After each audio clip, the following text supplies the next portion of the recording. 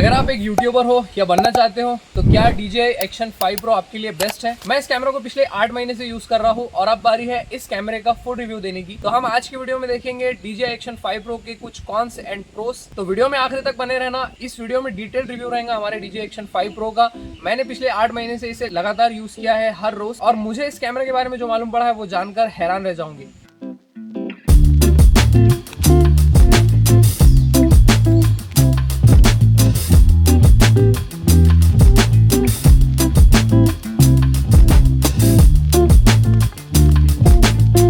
Everyone, this is Tauheer and welcome back to the Triquetra. तो मैंने आज से 8 महीने पहले DJI Action 5 Pro परचेस किया था। एक खास ऑफर में मैंने इसे परचेस किया था, मुझे बहुत ही सस्ता पड़ा था और तब से लगातार मैं डेली इस कैमरा को यूज कर रहा हूँ। मैंने इस कैमरे से बहुत सारे वीडियोस बनाए हैं और क्योंकि मैं फोटोग्राफी बिजनेस भी ओन करता था मेरा, तो मैंने बहुत से इससे वेडिंग्स भी कवर किए हैं। वाइड शॉट्स के लिए मैंने इस कैमरा को बहुत ज्यादा यूज किया है। साथ ही मैंने इस कैमरे से मोटो व्लॉगिंग की है। मैंने बहुत सारी वीडियोस इस कैमरा की मदद से बनाई है। मुझे लगता है कि अब बारी है मैं इस कैमरा की सच्चाई सबके सामने रखूं। इसलिए मैंने तय किया कि आज की वीडियो में बनाता हूं मेरे DJI Action 5 Pro के ऊपर कि मैंने मेरी YouTube जर्नी में और मेरे प्रोफेशनल वर्क में मैंने DJI Action 5 Pro को किस तरह से इस्तेमाल में लिया है और क्या ये कैमरा लेना वर्थ था। तो ये सारी चीजें है ना मैं आज इसी वीडियो में बताने वाला हूँ। शुरुआत करेंगे हम सबसे पहले कि इस कैमरा के क्या क्या फायदे हैं।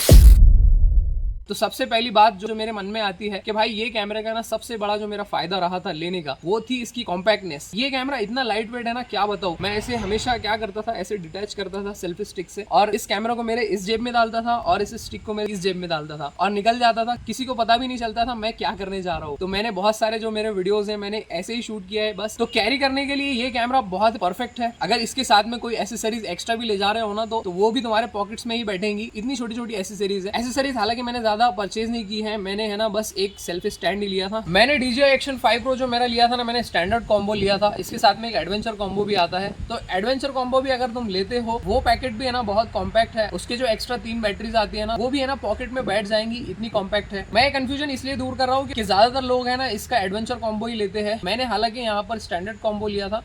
तो देख सकते हो ये जो सेल्फी स्टिक है ये ओरिजिनल वाली नहीं है, ये मैंने ऐसे ही परचेज की थी अमेजोन से रैंडमली। कॉम्पैक्टनेस की हम बात कर रहे हैं तो जो बिगिनर यूट्यूबर्स होते हैं ना, वो बहुत ज्यादा शाय होते हैं और मैं भी बहुत शाय था। मुझे है ना बड़ा कैमरा ले जाने में शर्म आती थी। लोग बोलते थे ये क्या कर रहा है, इतना बड़ा कैमरा मैं ऐसे लेकर घूमता था। पहले मेरे पास DSLR था, लेकिन जब से ये आया है ना कैमरा, इसको कोई नोटिस भी नहीं करता है। अगर मैं ऐसे शॉट्स ले लूँ आसपास तो कोई नोटिस भी नहीं करता कि मैं क्या कर रहा हूँ। तो ये एक फायदा है DJI Action 5 Pro का कि हमें इतनी ज्यादा कॉम्पैक्टनेस मिलती है कि हम लिटरली इस 4K 120 FPS वाले कैमरा को जेब में लेकर घूम सकते हैं। अब बात करें हम दूसरे फायदे की, तो DJI Action 5 Pro को लेने का दूसरा सबसे बड़ा फायदा है इसका स्टेबलाइजेशन। मैं बता रहा हूँ, मैं बहुत ज्यादा हैरान था इसकी स्टेबलाइजेशन से, क्योंकि मैंने तरह तरह के DSLRs एंड फोन भी यूज किए थे। मुझे इतना ज्यादा स्टेबलाइजेशन आज तक कोई भी फोन, कोई भी डिवाइस में नहीं मिला है जितना हमें DJI Action 5 Pro देता है। हमारे पास है ना यहाँ पर rock study plus, horizon balancing and horizon study, इतने सारे स्टेबलाइजेशन के फीचर मिलते हैं। ये सारे स्टेबलाइजेशन के फीचर्स है ना बहुत ज्यादा अमेजिंग है। तो मुझे ये दूसरी बात DJI Action 5 Pro की बहुत अच्छी लगती है। बहुत ज्यादा स्टेबलाइजेशन मिलता है और मैंने आज तक जितने भी कैमराज यूज किए हैं, सबसे बेटर मुझे जो स्टेबलाइजेशन लगा है वो इसी का है,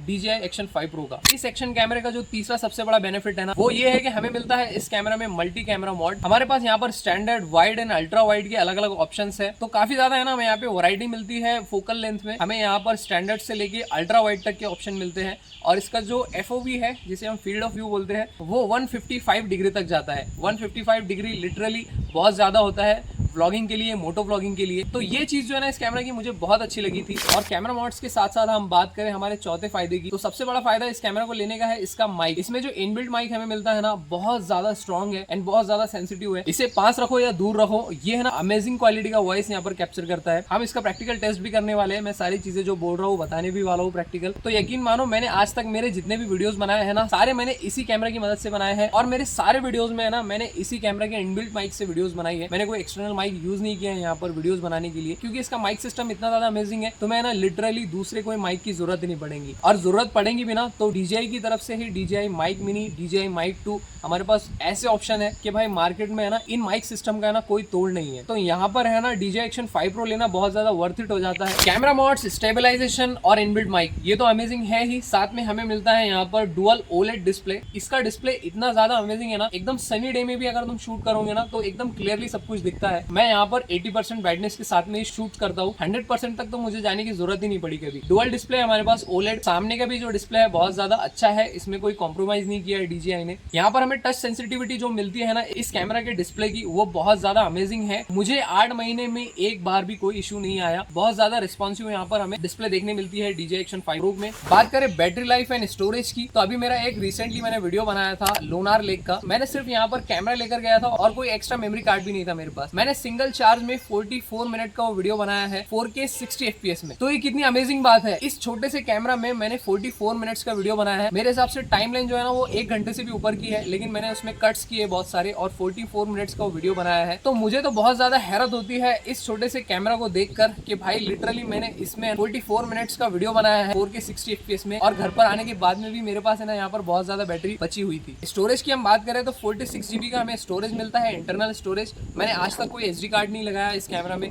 मेरे जितने भी वीडियोस हैं मैं सारे है ना इंटरनली ही शूट करता हूँ। मैंने आज तक SD कार्ड भी नहीं लगाया इसके अंदर। और बात करें लो लाइट परफॉर्मेंस की, तो मैंने ना ज्यादा लो लाइट में इस कैमरा को यूज नहीं किया है। हालांकि 1-2 बार जब मैंने यूज किया है ना तो मुझे थोड़े से ग्रेन्स देखने मिले हैं। लो लाइट की हम आगे बात करेंगे। लास्ट एंड सबसे बेस्ट मुझे इस कैमरे का फीचर जो लगता है ना वो ये है कि ये कैमरा 60 मीटर तक वाटर प्रूफ है। 60 मीटर तक वाटर प्रूफ होने का मतलब है कि हम कोई भी कंडीशन में, जैसे अभी मानसून चल रहा है, तो मैं इस कैमरा को बिंदास होकर है ना बाहर जा सकता हूँ, इससे शूट कर सकता हूँ। कैमरा को हेवी रेन में भी कुछ नहीं होने वाला। तो मुझे है ना ये बहुत बेस्ट चीज लगती है इस कैमरा की। और रही बात स्टडीनेस की, तो कैमरा वाटर प्रूफ होने के साथ साथ इतना ज्यादा स्टडी है कि तुम्हारे हाथ से अगर गिर जाए तो ये बिल्कुल भी टूटेगा नहीं। पिछले 8 महीने में मैंने इसे 10-12 बार नीचे गिराया है और आज तक इस पर एक स्क्रैच भी नहीं है। तो ये तो हो गए इस कैमरा को लेने के कुछ फायदे, लेकिन हम यहाँ पर है ना कुछ नुकसान की भी बात करेंगे। उससे पहले हम क्या करते हैं, बहुत से लोग मेरे वीडियो में कमेंट करते हैं कि भाई तुमने इस वीडियो को कैसे कलर ग्रेड किया। मैं अक्सर लोगों को जवाब देता हूँ, मैं D-Log M 10 बिट में शूट करता हूँ और इसे कलर ग्रेड करता हूँ। तो मैं अभी वो भी बताने वाला हूँ कि मैं क्या क्या यहाँ पे यूज करता हूँ। सबसे पहले तो मेरी जो फुटेज है D-Log M 10 बिट में ही शूट करता हूँ, और मेरी जो शटर स्पीड है, मेरा जो ISO है, मैं ना उसे छेड़ता ही नहीं हूँ, ऑटो पर रखता हूँ सब, क्योंकि इस कैमरा का जो ऑटो मोड है ना वो बहुत बेस्ट है। बाकी अगर नेचुरल मोशन ब्लर की बात करें तो उसे अचीव करने के लिए यहाँ पर ND फिल्टर की और शटर स्पीड को हमें थोड़ा बहुत छेड़ना पड़ेगा। ये सारी चीजें मैंने आज तक ट्राई नहीं की इस कैमरा में,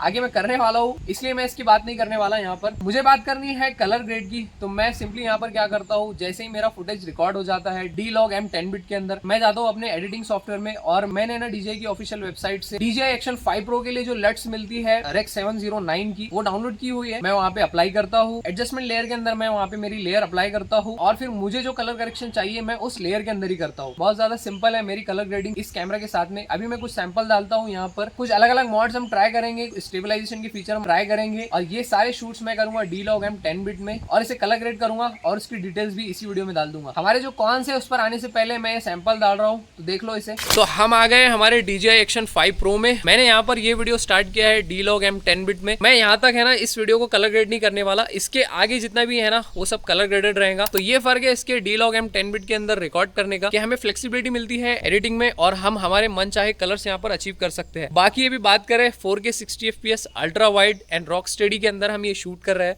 तो इतना ज़्यादा स्टेबल हमें यहाँ पर हमारा कैमरा देखने मिलता है DJI Action 5 Pro। अगर इस कैमरे के ना डिटेल टेस्ट तुम्हें देखना है तो मेरे चैनल के ऊपर पूरी प्लेलिस्ट बनी हुई है इस कैमरे के ऊपर, वो प्लेलिस्ट जरूर चेकआउट करना। मैं इस वीडियो में बहुत शॉर्टकट में बताने वाला हूँ कुछ फीचर्स जो मुझे अच्छे लगते हैं इस कैमरा की। अल्ट्रा वाइड देख रहे हो, अभी यहाँ पर स्टेबलाइजेशन जो है वो ऑन है। मैं एक बार ऑफ करता हूँ और फिर देखो कितना फर्क आता है। लिटरली देखो इतना ज्यादा फर्क हमें यहाँ पर दिखता है जब हम स्टेबलाइजेशन हमारा ऑफ करते हैं। थोड़ा सा यहाँ पे है ना शेक्स दिखेंगे। मैं इस वीडियो में ना कोई स्टेबलाइजेशन ऐड नहीं करने वाला एडिटिंग के दौरान, तो इतना ज्यादा अनस्टेबल रहता है। हालांकि इसे अनस्टेबल कहना मुझे नहीं लगता अच्छा रहेगा। इस कैमरा में बहुत हमें फीचर मिलते हैं, ये कैमरा बिल्कुल भी अनस्टेबल नहीं है अगर इसके स्टेबलाइजेशन की फीचर हम ऑन कर देते हैं। देखो मैंने ना यहाँ पर होराइजन बैलेंसिंग का स्टेबलाइजेशन फीचर ऑन किया है, और मैं अभी थोड़ा बहुत 45 डिग्री तक अगर मैं कैमरा को इधर उधर करता हूं तो भी मेरा जो होराइजन लेवल है ना वो स्टेबल रहेगा। इसके बारे में भी मैंने बहुत बातें की है, बहुत ज्यादा टेस्ट किया है, तो तुम्हें DJI Action 5 Pro की प्लेलिस्ट में जो मेरे चैनल पर है उसमें ये सारी चीजें मिल जाएंगी, वो देख लेना। मैंने ऑलरेडी इतने ज्यादा टेस्ट किए ना इस कैमरा के, मुझे जरूरत नहीं लगती और ज्यादा टेस्ट करने की। तो भाई इस कैमरे का फुल पोटेंशियल अगर तुम्हें प्रैक्टिकली देखना है ना तो मेरी वो प्लेलिस्ट देख लेना। बाकी मुझे लगता है कि हमें ना इस कैमरा के अब कॉन्स के बारे में भी बात करनी चाहिए। 8 महीने हो गए हैं मुझे इस कैमरा को यूज करते हुए, तो कुछ ना कुछ तो मैंने नोटिस किया ही होगा,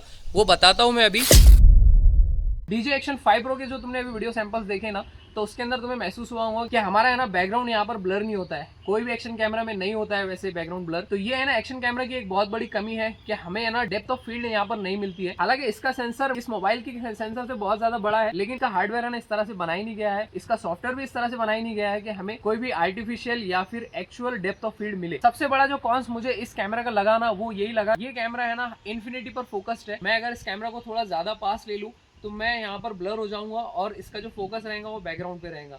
तो ये दिक्कत होती थी मुझे पहले, लेकिन बाद में मुझे समझ में आ गया कि इसका स्वीट पॉइंट कौन सा है, तो मैं वही यूज करता हूँ।